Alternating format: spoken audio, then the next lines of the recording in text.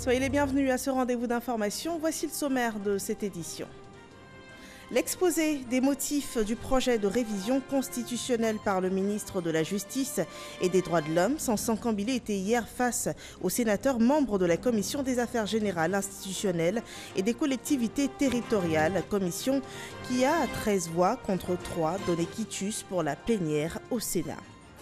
À 7 mois du scrutin présidentiel, la CEDEAO évalue la situation préélectorale en Côte d'Ivoire. Une mission d'assistance présente dans le pays s'informe sur le climat politique actuel. Elle s'est entretenue dans ce cadre avec le président du Conseil constitutionnel. 30 tonnes de poissons avariés ont été saisies ce mardi en zone portuaire à Abidjan par le ministère des Ressources animales et halieutiques. Il n'y a pas d'inquiétude à se faire, ce poisson a été mis hors du circuit commercial. Bienvenue dans ce 23h. Aya Moussoukro, à la tribune du Sénat, Sansan Kambile, ministre de la Justice et des Droits de l'Homme, exposait hier les motifs du projet de révision constitutionnelle aux sénateurs membres de la Commission des Affaires Générales, Institutionnelles et des Collectivités Territoriales. Le pouvoir exécutif, législatif, judiciaire et des cas de réajustement, c'est de cela qu'il a été question. C'est avec 13 voix pour et 3 contre que la Commission a donné quitus pour la plénière au Sénat. Kader Sogodogo revient sur cette session. Commission des affaires générales, institutionnelles et des collectivités territoriales du Sénat. Le garde des Sceaux, ministre de la Justice et des Droits de l'Homme, Sansan Kambile, qui a à ses côtés le ministre en charge des relations avec les institutions de la République, Gilbert Kafana Kone, est à l'épreuve de l'exposé des motifs sur le projet de loi portant sur la révision constitutionnelle. La révision constitutionnelle a porté sur quelques axes très importants, portant sur le pouvoir exécutif, le pouvoir législatif, le pouvoir judiciaire et des cas de clarification, d'ajustement et de reformulation de dispositions. Concernant le pouvoir exécutif, il s'agissait pour nous de porter à la connaissance des sénateurs membres de la Commission des Affaires Générales, Institutionnelles et des Collectivités Territoriales la quintessence de la révision constitutionnelle portant sur le statut du vice-président. Dorénavant, conformément à cette nouvelle disposition, le vice-président ne sera pas un élu, mais il sera choisi par le président de la République en accord avec le Parlement. Pour ce qui est du dispositif législatif qui a été touché, c'est celui relatif à la continuité parlementaire. Il s'agissait, pareillement par rapport à ce qui se fait pour l'exécutif, parce que l'article 59 prévoit que le président de la République reste en fonction jusqu'à l'élection du président de la République élu. Ici, il s'agit de dire que les députés et les sénateurs restent en fonction jusqu'à ce qu'un nouveau Parlement soit élu. Pour ce qui est du dispositif concernant le pouvoir judiciaire, il s'agissait de consacrer la Cour de cassation et le Conseil d'État comme des institutions de la République au même titre que la Cour des comptes. Enfin, on a touché à quelques dispositions qu'on a eu à clarifier, à ajuster, à reformuler pour rendre le dispositif constitutionnel plus cohérent et plus lisible. Un grand oral qui a séduit 13 sénateurs sur les 16 membres de la commission. En définitive, le but visé reste de doter la Côte d'Ivoire d'une constitution qui accompagne le pays dans sa quête perpétuelle de paix, source de développement. Il s'agit de rendre cette constitution plus flexible et surtout de l'ajuster et de faire en sorte qu'il y ait une saine mutation de la constitution du 8 novembre 2016. Le 11 mars, l'ensemble des sénateurs réunis en plénière se prononcera sur le projet de loi portant sur la révision constitutionnelle avant son grand bond vers l'Assemblée nationale. Une mission de la CEDEAO à Abidjan se préoccupe de la situation préélectorale en Côte d'Ivoire. Pour bien conduire sa mission d'assistance auprès de la Côte d'Ivoire durant le scrutin électoral, elle s'informe sur le climat politique actuel. Elle a été reçue dans ce cadre par Mamadou Koné, le président du Conseil constitutionnel. Le point avec Gabriel Zani. C'est une pièce maîtresse de l'élection présidentielle. Le Conseil constitutionnel publie la liste des candidats et proclame les résultats définitifs de la présidentielle. Le Conseil constitutionnel vient d'être visité par une délégation de la mission d'évaluation préélectorale de la Communauté économique des États de l'Afrique de l'Ouest, CEDEAO. La mission est conduite par le président de la Commission électorale nationale autonome du Sénégal, Doudou Ndir. En Côte d'Ivoire, nous avons un rôle d'assistance électorale.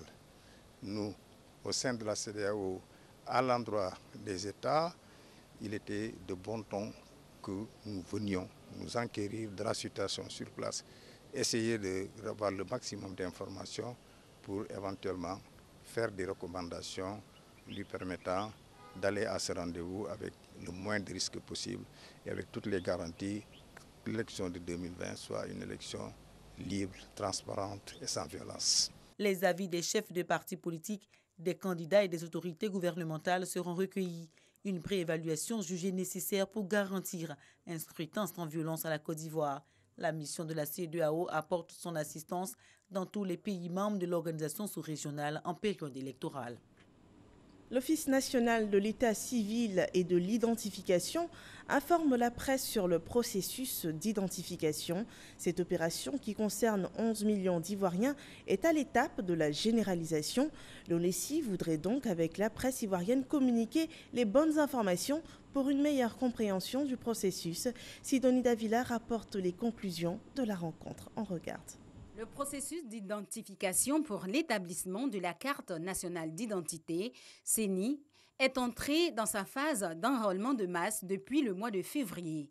45 jours maximum pour obtenir sa carte d'identité pour celui qui en fait la demande. Nous sommes activement dans la phase de généralisation. Nous avons passé la phase pilote et nous attendons à accroître le centre d'enrôlement et déployer plus d'équipes sur le terrain. Nous allons rassurer les Ivoiriens que l'ONESI est mobilisée dans toutes ses composantes pour s'assurer que les cartes d'identité soient délivrées à la majorité des Ivoiriens. Ce sont au total 118 sites ouverts sur les 1000 centres prévus.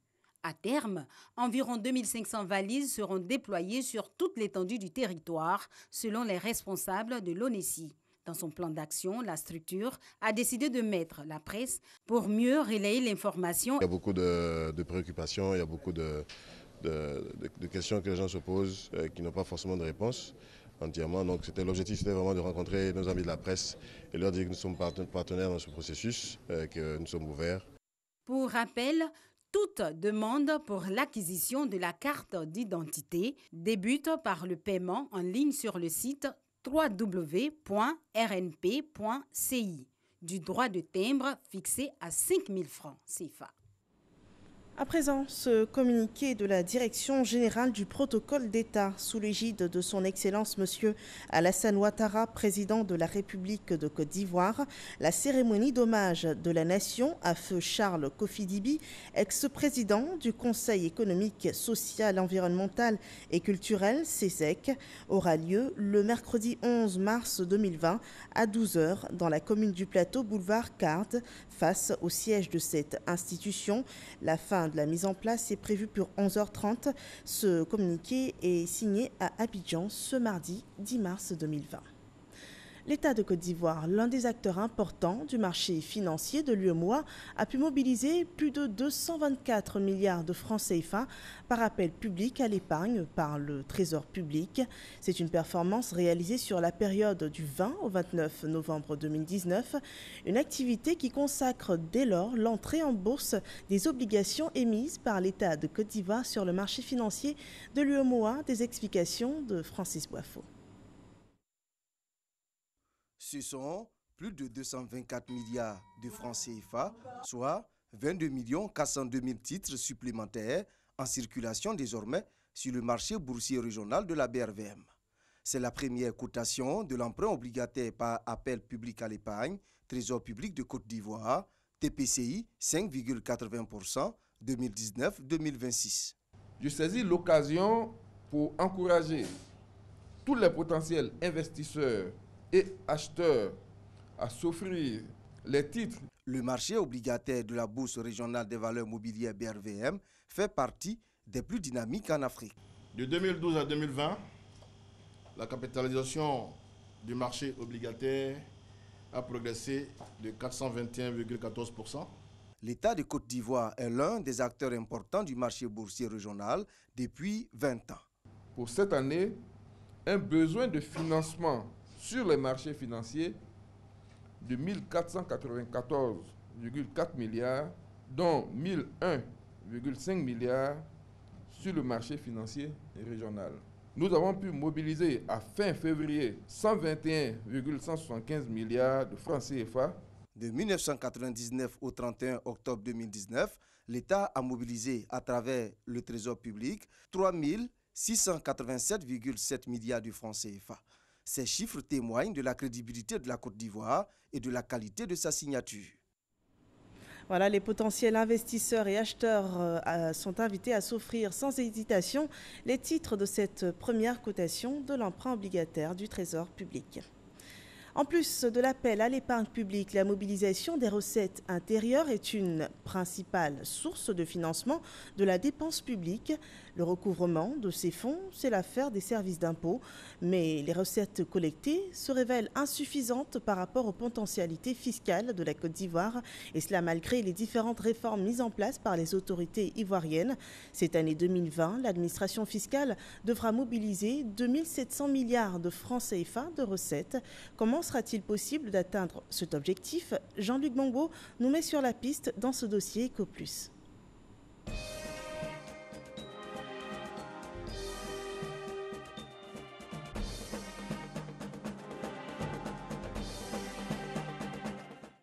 L'amélioration de la performance fiscale constitue l'un des défis de développement de la Côte d'Ivoire. Lors de la traditionnelle réunion bilan de la Direction générale des impôts à Yamoussoukro en janvier dernier, c'est un objectif de recette de 2716 milliards de francs CFA qui a été assigné à cette régie financière pour le compte de l'année 2020. Le défi est d'autant plus grand que cet objectif est en hausse de 409 milliards de francs CFA par rapport à celui de 2019, un objectif qui du reste n'avait pu être atteint. Vous avez globalement certains secteurs qui sont un peu sinistrés. C'est un peu le secteur de l'EVA, du palmier à huile. Et nous avons certains secteurs qui étaient gros porteurs, comme le secteur des télécommunications, le secteur des banques, des assurances, qui enregistrent un repli ces dernières années. 2306 milliards de francs CFA, c'est ce qui a pu être collecté par la DGI en 2019. Ce montant reste pour les autorités ivoiriennes une part infime du potentiel fiscal du pays. Quand on regarde le niveau de déficit budgétaire, il est inférieur au potentiel que nous avons. Donc ça veut dire que si chacun joue le jeu en Côte d'Ivoire, on n'aurait même pas besoin d'emprunter un franc à l'extérieur. Seulement, les performances fiscales ne reposent que sur les banques, le commerce et les télécommunications. Les objectifs de recettes assignés à la DGI devraient tout de même connaître une hausse les années à venir. Ceci pour soutenir le niveau de croissance du pays. C'est le sens même de l'évolution de notre économie. En 2012, nous avions un produit intérieur brut qui était de l'ordre de 13 000 milliards de francs CFA. En 2022, ce produit intérieur brut sera de 33 000 milliards de francs CFA. Donc on va avoir une économie qui va afficher des besoins financiers extrêmement importants. Le secteur tertiaire, qui fournit à lui seul plus de 33% des recettes, reste un atout de poids. Mais cette situation semble montrer aujourd'hui les limites de l'administration fiscale. Cela incite à une nouvelle orientation, l'élargissement de l'assiette fiscale. Comme on sait que l'activité économique se développe, ça suppose que les activités qui existent, qui ne sont pas encore prises en compte. L'élargissement de l'assiette va consister donc à la prise en compte de tous ceux qui exercent ces activités-là et qui ne sont pas encore dans nos fichiers. Cela se fait à travers un certain nombre d'opérations. Premièrement, on procède par ce qu'on appelle le recensement. Le recensement qui veut être ciblé, c'est-à-dire qu'on va dans une zone, on essaie de répertorier l'ensemble des opérateurs économiques et ceux qui ne sont pas déjà imposés, on les incorpore dans nos fichiers. Élargissement de l'assiette fiscale qu'il faut surtout distinguer de la création de nouveaux impôts ou d'une quelconque pression fiscale. Aujourd'hui, vous avez des secteurs qui sont connus, qui travaillent au grand jour, qui déclarent et payent leurs impôts. Et vous avez au noir d'autres personnes qui exercent dans le même secteur d'activité qui ne payent pas d'impôts. Donc notre rôle, c'est de traquer toutes ces personnes physiques ou morales qui travaillent au noir, qui ne sont pas déclarées, afin de les ramener donc au grand jour et les amener également à payer normalement leurs impôts. Donc l'élargissement de l'assiette, bien au contraire, devrait s'accompagner d'une baisse de la pression fiscale sur toutes les entreprises du secteur moderne. Renforcer la capacité de recouvrement de la DGI, tel est surtout le principal défi à relever. Au cœur du séminaire de Yamoussoukro, où d'importantes réformes ont été annoncées pour les prochains mois. Nous avons des exonérations d'impôts en faveur des contribuables qui investissent dans le secteur du développement et de l'innovation technologique. Nous avons également des mesures d'exonération et d'allègement en ce qui concerne les contribuables qui investissent dans le secteur pharmaceutique pour booster la production de médicaments en Côte d'Ivoire. Des innovations et exonérations en faveur des entreprises pour susciter le paiement de l'impôt. Également, une sensibilisation pour les non-assujettis. Pour ces derniers, une mesure spéciale est prévue, assortie tout de même de sanctions. Lorsqu'une entreprise n'est pas connue de l'administration fiscale, si elle vient se déclarer avant le mois d'avril 2020, cette entreprise-là, ne fera pas l'objet de poursuites en matière de pénalités ni de rappel de droits. Si ces contribuables-là se font prendre maintenant sur le terrain, alors ces contribuables feront l'objet de rappels de droits et de sanctions.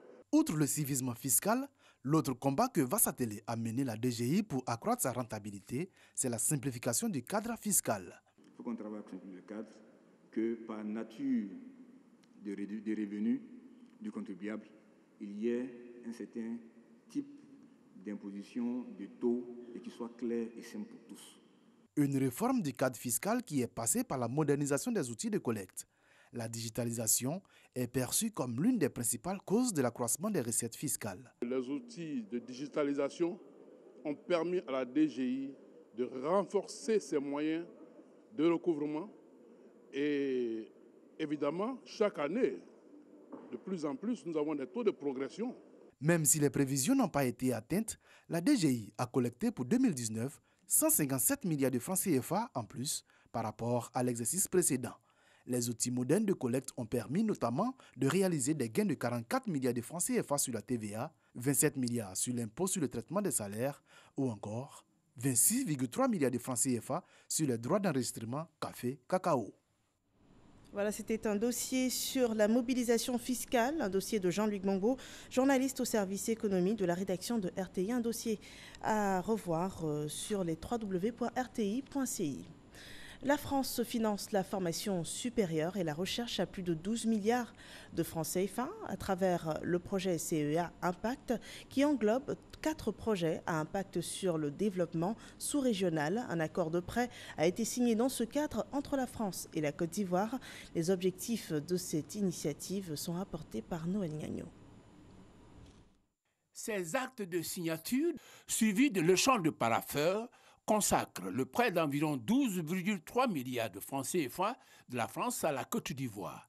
4 projets sont concernés à travers 3 centres d'excellence.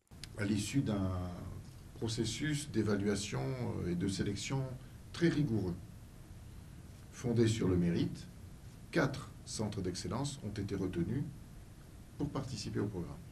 L'université Félix Houphouët-Boigny, à travers le projet Changement climatique, biodiversité et agriculture durable, l'École nationale supérieure de statistique et d'éducation et d'économie appliquée, à travers le projet développement de la formation en statistique et économie quantitative, et l'Institut national polytechnique Houphouët-Boigny de Yamoussoukro, à travers 2 projets, la valorisation des déchets en produits à haute valeur ajoutée et les mines et l'environnement. Qu'attend-on de ces centres d'excellence à travers ces projets? Ce projet entend répondre en effet aux enjeux majeurs du secteur de l'enseignement supérieur et de la recherche scientifique dans la sous-région, à travers notamment les axes suivants. Premièrement, créer et renforcer les capacités de formation de haut niveau, développer l'impact de la recherche sur le développement économique et social, et favoriser une meilleure gouvernance et la soutenabilité des établissements d'enseignement supérieur et de recherche.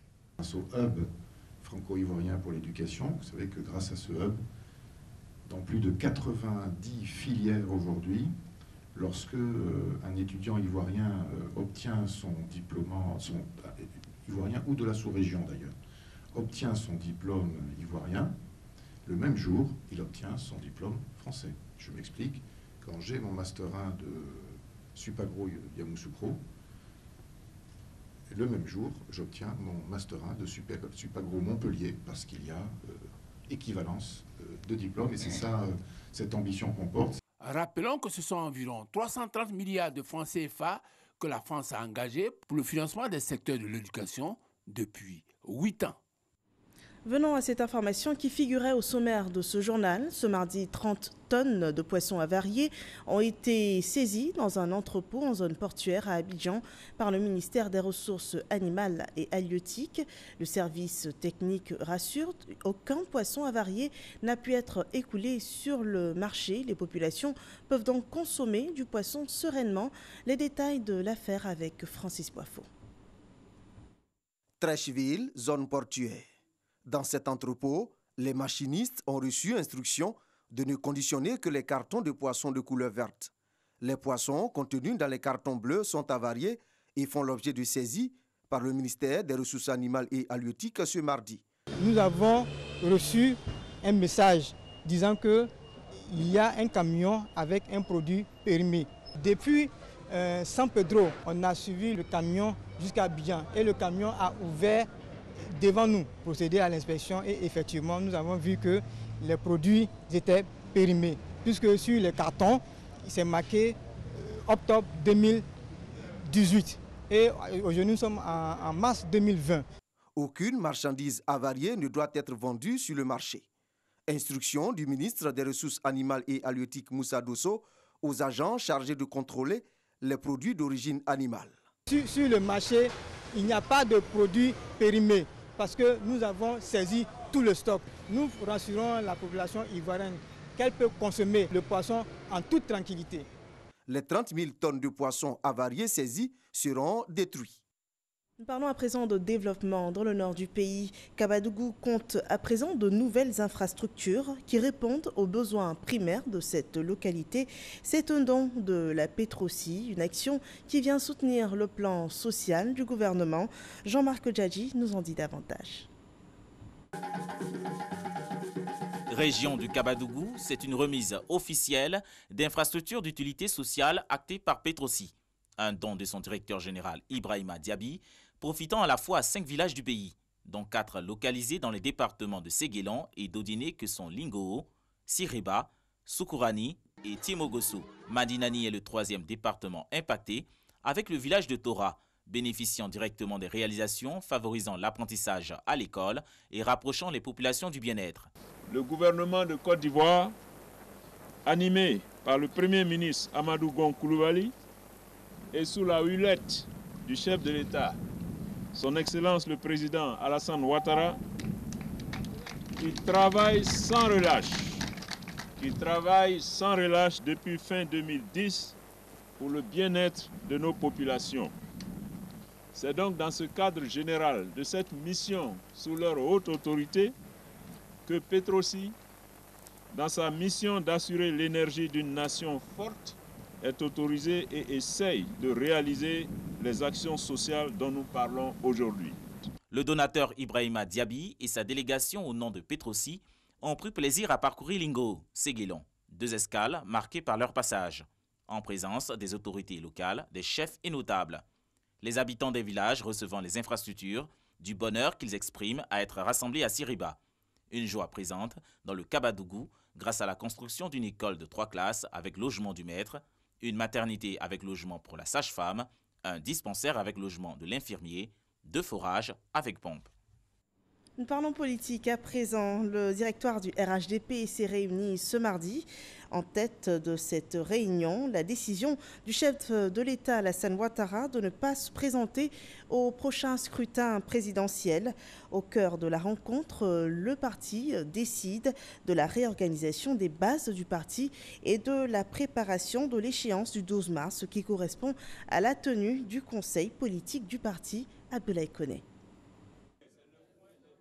Autour de la table de séance et dans la salle, plusieurs membres du directoire du RHDP.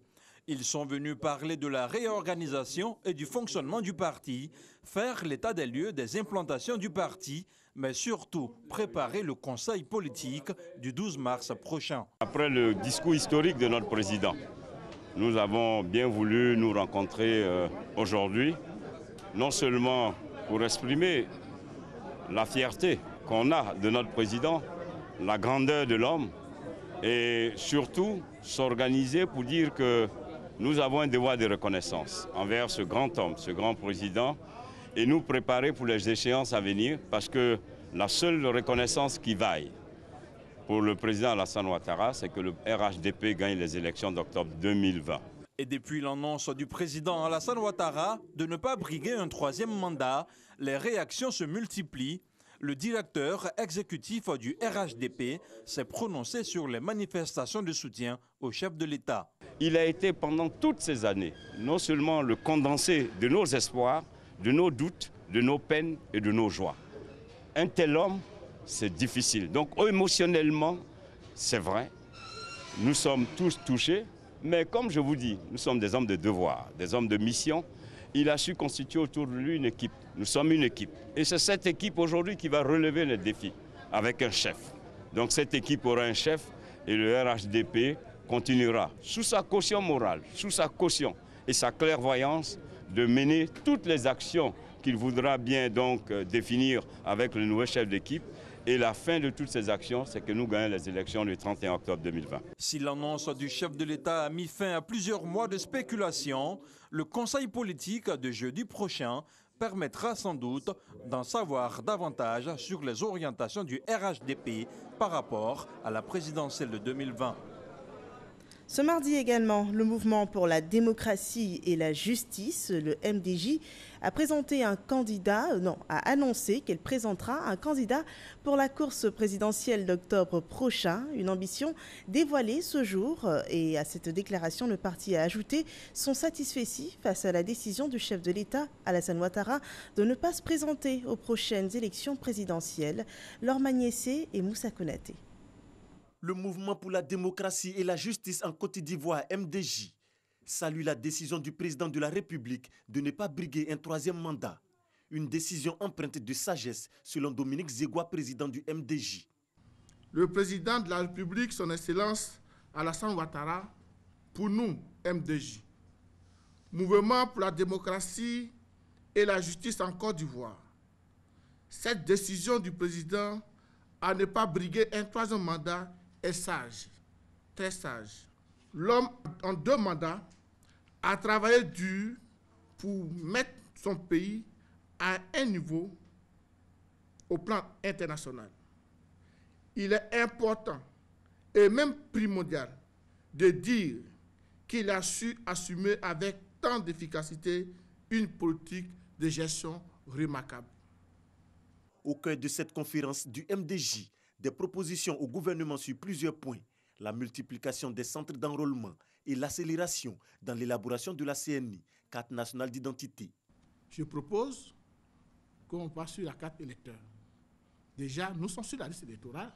Il est plus facile pour nous d'avoir notre carte électeur pour aller voter. Enlever les doublons, des décès. Et puis bon, faire sortir des nouvelles cartes électeurs, on va aller voter tranquillement.